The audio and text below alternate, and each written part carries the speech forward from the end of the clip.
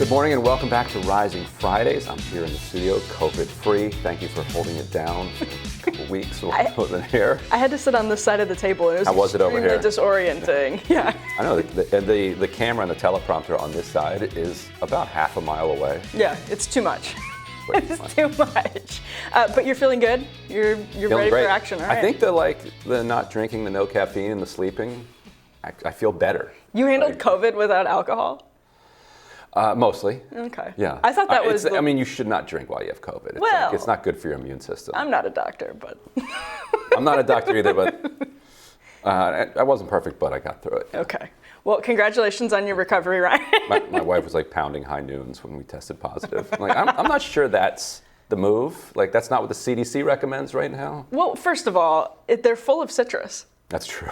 Vitamin D. Vitamin C. Want the vitamin D and right. vitamin C, yeah. So there's a big week coming up, and one of the fun things about Rising Fridays is that we get to sort of preview what's happening next week as we go into the weekend to get that lens for as soon as the curtain rises on Monday. There are primaries Tuesday.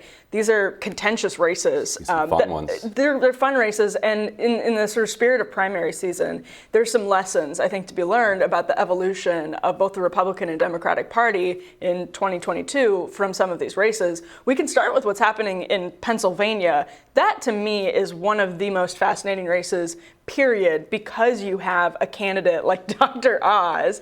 Then you have the more traditional Republican candidate in McCormick. And now Kathy Barnette is surging to the point where this race is neck and neck because she had a good debate performance and because people are totally dissatisfied with the other two choices. People don't love Dr. Oz, although he does, in polling, have a decent chunk of the vote. He's endorsed by Donald Trump. Then you have McCormick, who's sort of a more, he's sort of a more Republican, typical Republican. He's something like that, right? And it's Dina Powell's husband, right? Yeah, so these are the two front runners, and then Kathy Barnette comes out of nowhere, has a great debate performance, and it started to get really ugly. It started to get really ugly because there are people in the Trump camp who are extremely dissatisfied with his decision to back Dr. Oz. And so their resources, in some cases, have gone to Kathy Barnette and McCormick. But as Barnette has risen, she's an interesting candidate, an interesting person. People by the likes of Sean Hannity have come out swinging. We actually have a good clip from Hannity. Yeah, take a look. Primary season, she tweeted, there's a lot of tweets, quote, "Did you see the last presidential debate? Trump was horrid." Followed up that with, "Trump is just as liberal as Democratic leaders we currently have in office. Morality matters, and Trump does not rank high in it." She also wrote, "Trump is good for beers and barbecue, not as a president," and claimed that Trump's moral character is questionable. And by the way, she even tweeted this about me, and there's me, and says, Glenn Beck, why does Hannity support unprincipled Donald Trump? And it gets worse. More resurfaced tweets are even more disturbing. One from her Twitter account in 2016 reads, quote, "Don't we get it? Obama is a Muslim." And there are lots of these tweets. From another 2013, she says, "Please pray for my babies and me. We're about to board the plane to California." And there's a homosexual female and linking out to a Facebook post. Moments ago, one of our producers spoke to Kathy Barnette. She claims she cannot recall the context of the tweet about Obama or any of the other controversial quotes. And when we asked her about the tweet about boarding the plane, she said to our producer, quote, "I would never say that. Those are not my words." I don't know if she's claiming that her Twitter account was hacked, but it's on her official Twitter account. So with only 6 days left in this campaign, there are serious, real, open questions about the surging Kathy Barnette campaign and where she truly stands on issues. Okay. There's a lot going on. So much. So much to unpack, as they say, from that. Ryan, what stands out to you from Hannity's broadside against Barnette? I mean, it's interesting that he feels like he just needs to unload everything that he's got on her. But also, it leaves people like me scratching our heads. We're like, wait a minute. So Fox News used birtherism. You mean Hillary Clinton used Fox News to use Hillary Clinton, yes, but starting 2012, like going back, like Donald Trump, the reason that they kept having him on Fox, this is before Oh, well, Mark Penn in 2008 doing that stuff. So Donald Trump constantly on Fox News doing the birtherism thing. Maybe he's from Africa. He never probably necessarily said he's Muslim, but that was the whole implication of the entire birtherism thing. It definitely fueled a lot. Right, and so Fox News fuels this birtherism, which then fuels Trump, and now is utterly appalled that they're losing control of it. And so we're like several degrees of lost control down. So first, you have like Boehner and Cantor absolutely loving the energy of the Tea Party and thinking that this is going to get them back in the majority. It does, but it also decapitates both of them. So they lose control of the Tea Party. Then you have the Tea Party losing control to the Trump movement. And for some reason, everybody that takes control under this process thinks that this is the end of the process, that now they are going to be the ones that are going to be able to manage this chaos that they've unleashed. And now all of a sudden, Trump has endorsed Dr. Oz, and you've got somebody who's taking the birtherism and Obama's a Muslim and all this crazy stuff, which YouTube monitors, not true, none of it's true. And taking it to its logical extreme and just saying it out loud. And to have Hannity be the one to be appalled at that, it's like, well, wait a minute. This is the energy that you unleashed. And what I love about this coming primary, I don't know what's going to happen. Like she could win. You know, right. Maybe Oz and McCormick have annihilated each other enough with enough money that people are like, you know what? This is the next generation of Trumpism, whether Trump's with her or not. I don't know, what jumped out to you about it? It's so interesting that Trump endorsed Dr. Oz. I mean, it's obvious on its face, it's obvious. But Dr. Oz is sort of problematic from if you are a hardcore Trump voter, Dr. Oz is not somebody that you want to hold your nose and have to vote for. Trump's argument is that Dr. Oz is who can win the general election. And that's what he said about Kathy Barnette. He said, this is not somebody who can take this seat in November, vote for Dr. Oz. But Dr. Oz, first of all, I saw this yesterday, was very supportive of Jussie Smollett. Like he has, because he's been a fixture in pop culture, he has all of these alliances with people and just past interactions, pleasant interactions, with people that especially sort of Republican-based voters detest right now, in large part because that's something that Trump tapped into. And so Trump is using this line that Dr. Oz is who can win the general election, and Dr. Oz at the same time was a really early booster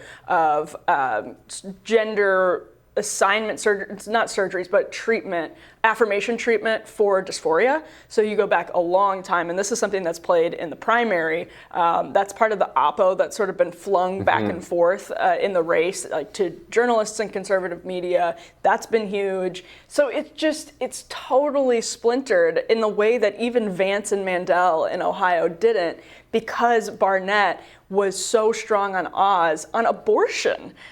In that debate, just came out swinging. Now the polling is neck and neck. And what could happen, and this is something to always remember with primaries, the polling is not always very good. And things happen quickly and can happen quickly before the race. So it could be possible that Oz has a 10-point lead and wins comfortably in a way that like Vance did after he got the Trump endorsement. Or this could be, less than 1 percentage point of a win for someone. We don't know. Yeah.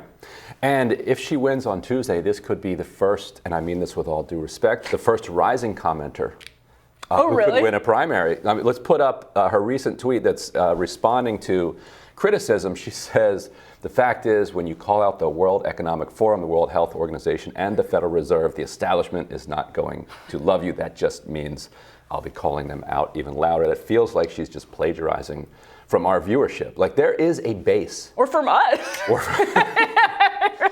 There is a base for this type of thing. Let's talk about her though, because there's like just days before the primary. Yeah. Like the vetting process of her is happening in just a matter of hours. So what we know she was grew up in Alabama, right?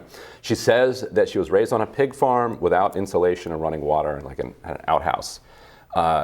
We know that she wrote a memoir, so we know that she lived in Virginia for a very long time, perhaps until recently. We also know she ran against Madeline Dean, a Democratic member of Congress in suburban Philadelphia, lost by 30, which that's what you're going to do in 2018 against, was it 2018 or 2020? People can look it up on Ballotpedia. So she's been in Pennsylvania for a couple years. at least. She recently said that the first time she voted in Pennsylvania, or the one she really remembers, was voting in the primary for Donald Trump in 2016. McCormick's guy posted on Twitter this morning, according to her memoir, she didn't vote in 2016. So like, you just poke a little bit at the bio and it starts to come apart. She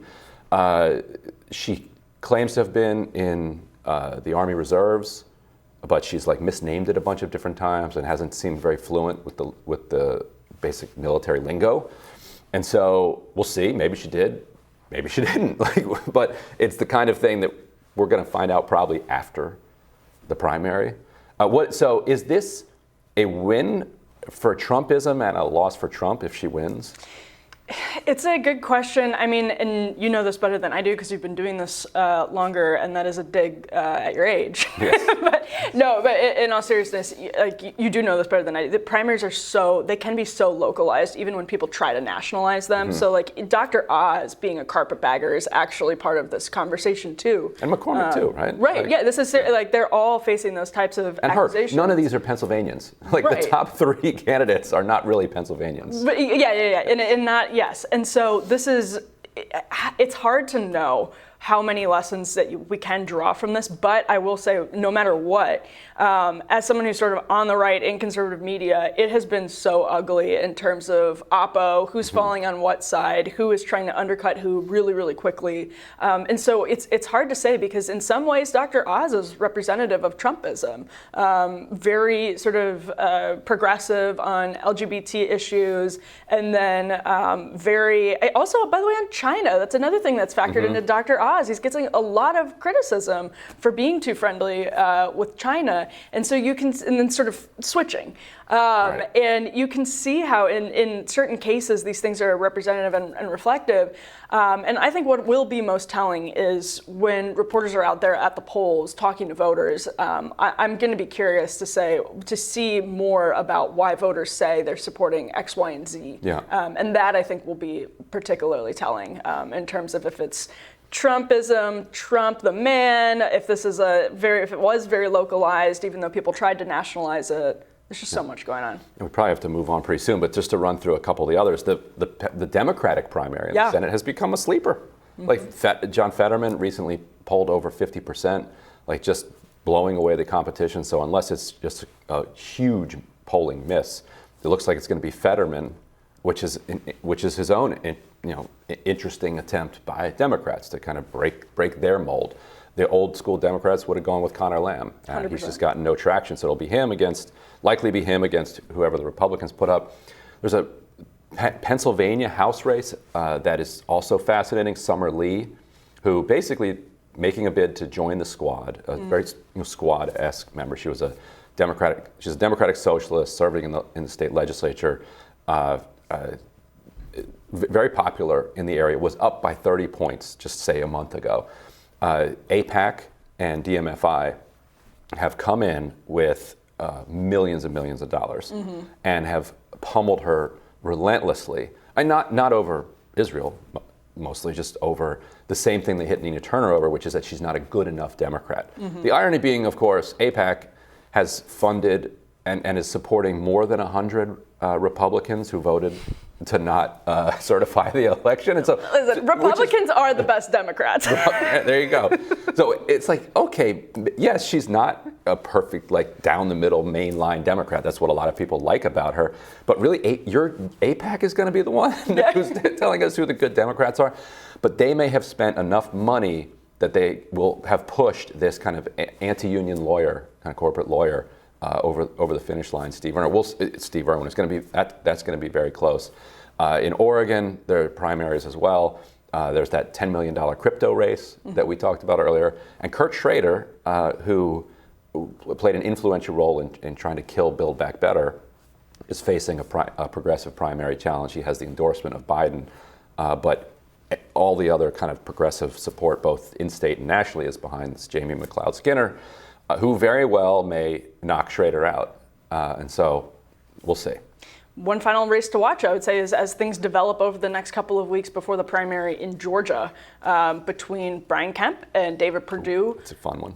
This is a big one. Trump has backed Purdue, and then Mike Pence has actually elevated his involvement on the Kemp side, which is really interesting, really interesting. Former vice president on different sides of a huge race that has very big implications, or very big implications in terms of like how the message of 2020 was interpreted and that's by in a couple Republicans. Weeks, right? And yes, and Kemp is looking pretty good in that race because Republicans like him, right? I mean, the only thing that he didn't do is steal the election for Trump. So this is where we should wrap, because it is a good point about, as you're interpreting and we'll be interpreting primary results over the course of the cycle, but particularly in the next few weeks.